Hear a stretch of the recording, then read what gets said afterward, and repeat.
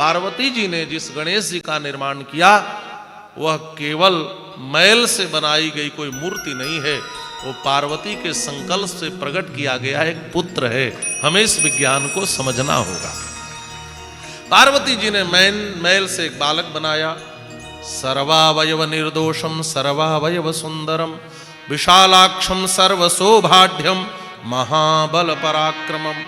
सर्वावयव निर्दोषम, अवयव अंग को कहते हैं, सभी सुंदर अंग बनाए और उसमें प्राण फूंक दिया। यही बात हमें समझनी है। हमारे भारत में तो पत्थर में भी प्राण फूंक दे तो मूर्ति में प्राण प्रतिष्ठा हो जाती है। बस और थोड़ी गहराई से विचार करो तो गणेश जी ही मैल के नहीं बने हैं। हर संतान तो माता पिता का मैल ही तो है। और गहराई से विचार करो तो हमारा शरीर मिट्टी का मैल ही तो है। और क्या है? इसमें से प्राण निकाल दो तो क्या बचेगा? आप इस शरीर को 2 दिन भी अपने घर रख पाओगे क्या? नहीं रख पाओगे। प्राण ही महत्वपूर्ण है, बाकी मैल ही है। गणेश जी ही मैल से नहीं निर्मित हुए। आध्यात्मिक दृष्टि से विचार करो तो हम सब भी माता पिता के मैल हैं, या हम भी मिट्टी के ही मैल हैं। वैशिष्ट है बस हमारा प्राण। पार्वती जी ने प्राण का अनुसंधान किया। यह बालक उठकर बैठ गया। पार्वती जी आह्लादित हो गईं। इस बालक ने प्रणाम किया। मैं कौन हूं? कहा तुम गणेश हो, मेरे बेटे हो, मैं तुम्हारी मां हूं। पुत्र का धर्म है मां की आज्ञा का पालन करना। उस बालक गणेश ने पूछा, मैया तो मेरे लिए क्या आज्ञा है? किम कार्यम विद्यते तेद्य करवाणि तवोदितम इत्युक्त्वा सा तदा तेन प्रत्युवाच सुतम शिवा। मेरे लिए क्या आज्ञा है मैया? तो मैया ने कहा, बेटा हे तात शृणु मद्वाक्यम द्वारपालो भवाद्य में मत्पुत्रस्त्वं मदीयोषि नान्यथा कश्चिदस्ति में। मेरी आज्ञा यही है कि तुम आज मेरे द्वारपाल बन जाओ। द्वारपाल बन के क्या करना है? क्या बिना मदाज्ञाम सत्पुत्र नैवायान मत गृहांतराम कोपि क्वापि हठात्तात सतमें तन्मयोदितम।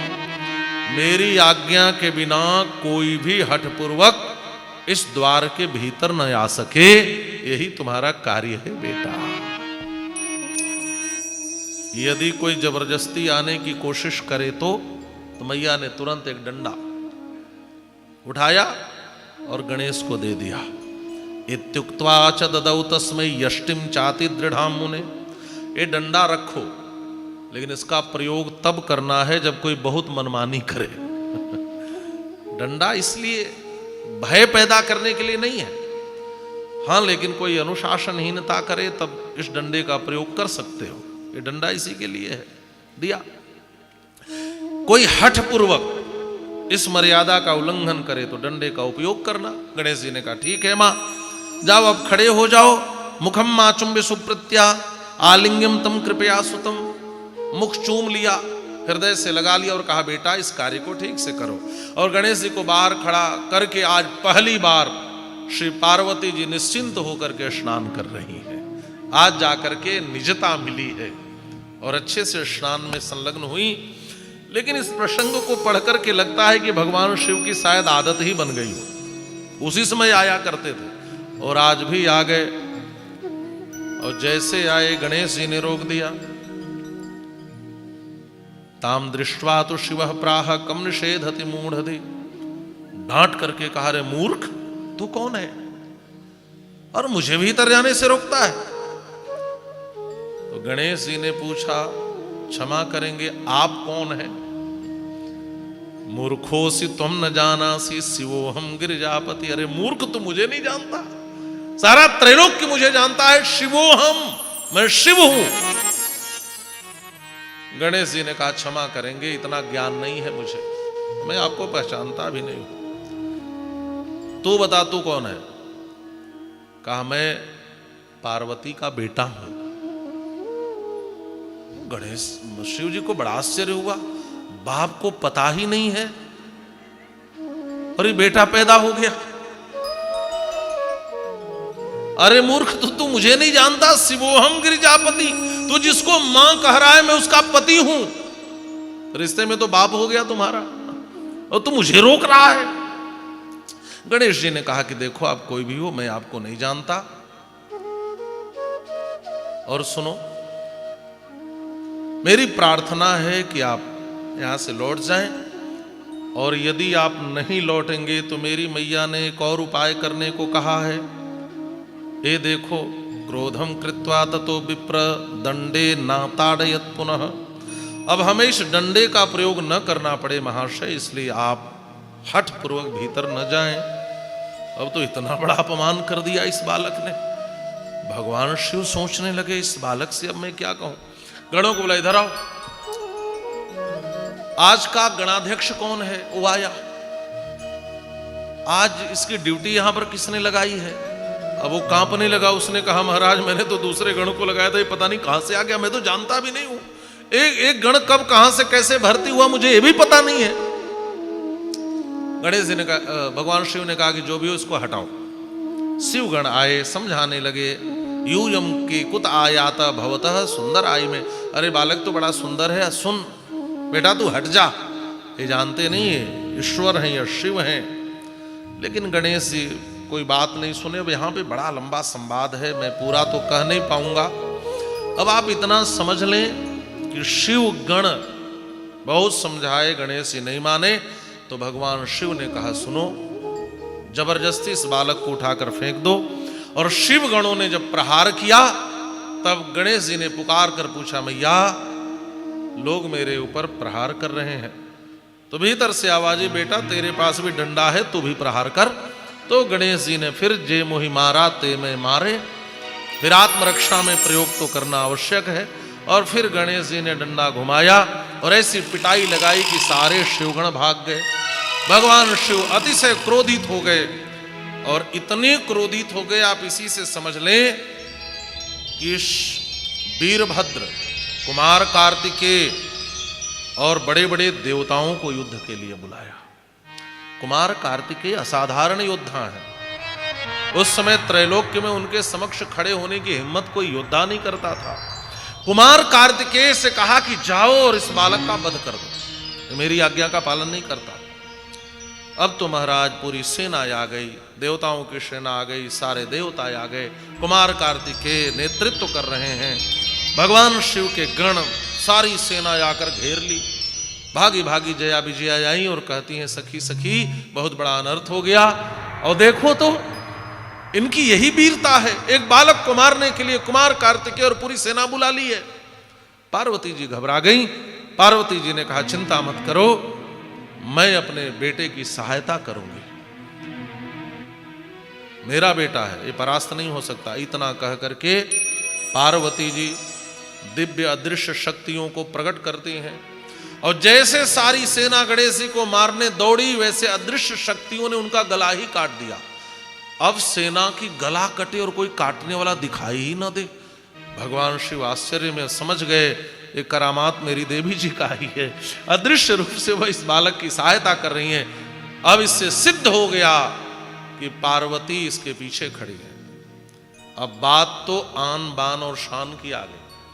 अब बात केवल पति पत्नी की नहीं, अब बात तो पुरुष और स्त्री के सम्मान की आ गई है। एक स्त्री के गण से, बैठिए डॉक्टर साहब, एक स्त्री के गण से शिव के गण हार जाएं, पुरुष के गण हार जाएं, आत्मसम्मान की बात आ गई। युद्ध बड़ा भयंकर हुआ, लेकिन मां का आशीर्वाद जिसके साथ होता है वह बलवान होता है। महाराज गणेश जी किसी से परास्त नहीं होते, ये अद्भुत कथा है। कुमार कार्तिकेय जैसा योद्धा भी गणेश को परास्त नहीं कर सका, और दोनों भाई भयंकर युद्ध में भिड़ गए। लेकिन कोई न जीत रहा था न हार रहा था। सेनाएं और इधर से अदृश्य शक्तियां आपस में लड़ रही थीं। ऐसा लग रहा था प्रलय हो जाएगा। भगवान शिव अपने क्रोध को रोक नहीं सके, क्रोधित होकर उसी समय दौड़े और उन्होंने त्रिशूल उठाया और पीछे से गणेश के सिर पर प्रहार किया। जैसे प्रहार किया, गणेश का सिर कट करके गिर गया।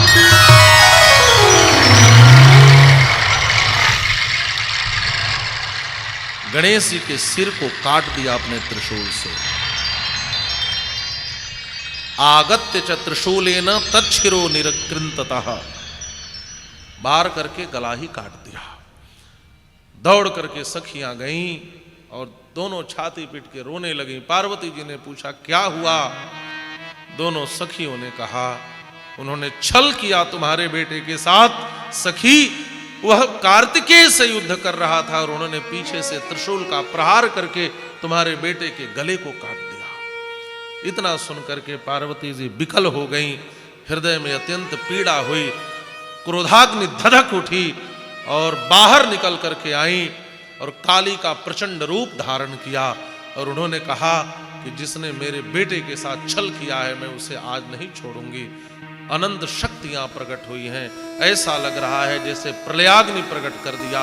पूरा त्रैलोक्य क्रोधाग्नि में धधधू धू करके जलने लगा, सेनाएं जलने लगी, विकराल रूप धारण किया। ऐसा लगता है कि आज ही महाप्रलय हो जाएगा। देवता स्तुति करने लगे देवी की। भगवान शिव ने भी हाथ जोड़ लिया। देवियां क्रोधित हो जाए तो हाथ तो जोड़ना ही पड़ता है। हाथ जोड़कर खड़े हो गए, शांत हो जाओ, शांत हो जाओ, शांत हो जाओ, ऐसा मैं क्या करूं कि आप प्रसन्न होगी? भगवती पार्वती ने कहा मेरी प्रसन्नता एक ही कार्य से संभव है, मेरे पुत्र को जीवित करो। भगवान शिव ने कहा देवी अभी करता हूं। देवताओं से कहा जाओ और जो भी उत्तर दिशा में प्रथम मिले उसके सिर को काट कर ले आओ। कभी कभी लोग पूछते हैं यह प्रश्न कि गणेश जी के एक ही दांत क्यों है? एक दंत दयावंत गाते भी हैं। उसका भी समाधान यहां शिव पुराण में बड़ा सुंदर है। जो भी प्रथम मिल जाए उसी के सिर को लाना है। अब कोई भी हो, ये तो कहा नहीं, क्योंकि यहां तो क्रोधित थी पार्वती जी, तुरंत जीवित करना था। और जैसे उत्तर दिशा की ओर और देवताओं के साथ गण चले, वह हाथी मिला छोटा सा, उसके एक ही दांत थे। उत्तर श्याम पुनर्यात प्रथमम यो मिलेदि तच्छिरश्च समाहृत्य योजनीयम कलेवरे। और उस हाथी के सिर को काट करके लाए। तच्छिरश्च तदा नीत्वा तत्र योजयत ध्रुवम संयोज्य देवता सर्वाः शिवम विष्णुम विधिम तदा। और भगवान शिव ने उस हाथी के सिर को गणेश जी के सिर पर प्रत्यारोपित कर दिया।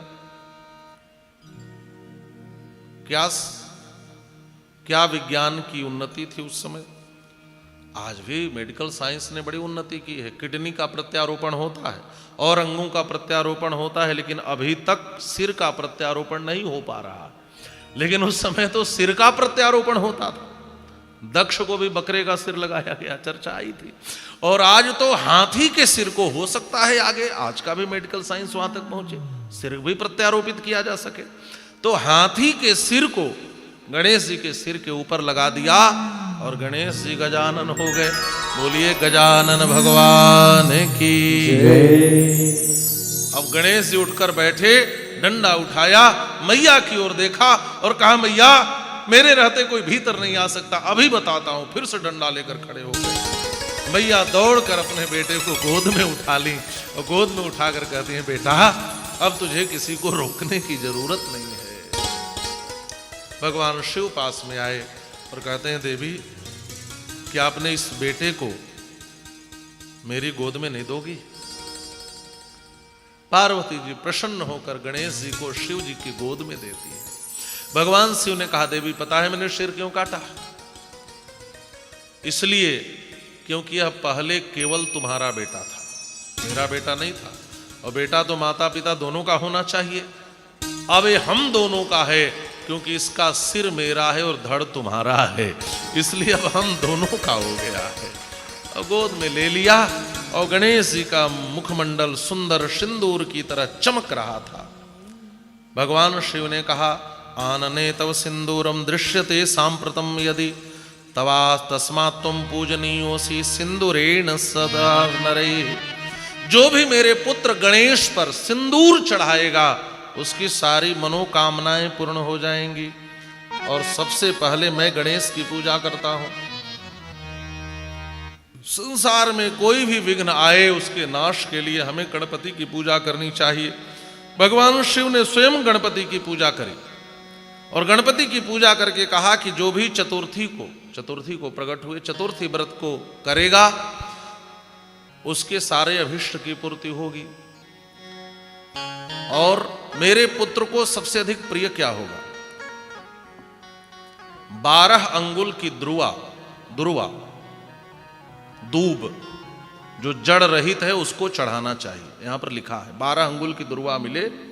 यहां भी दुर्वा आज आया था तो हमने देखा लंबा है, यहां भी लंबा लंबा दूब मिलता है। बाकी हम लोग वहाँ सिद्धि विनायक गए थे मुंबई में, तो वहाँ तो देते हैं लोग, बहुत लंबा लंबा दुर्वा होता है। 12 अंगुल का दुर्वा मिले तो उसको अर्पित करे तो गणेश जी बहुत प्रसन्न होते हैं। तो शिव पुराण में यह भी बात आई और भी पूजा की विधि यहाँ पर बताया और गणेश जी की पूजा की गई। तो लोगों ने इतनी पूजा की तो हम लोग 1-2 पंक्तियों में तो गणेश जी की वंदना कर ही लें।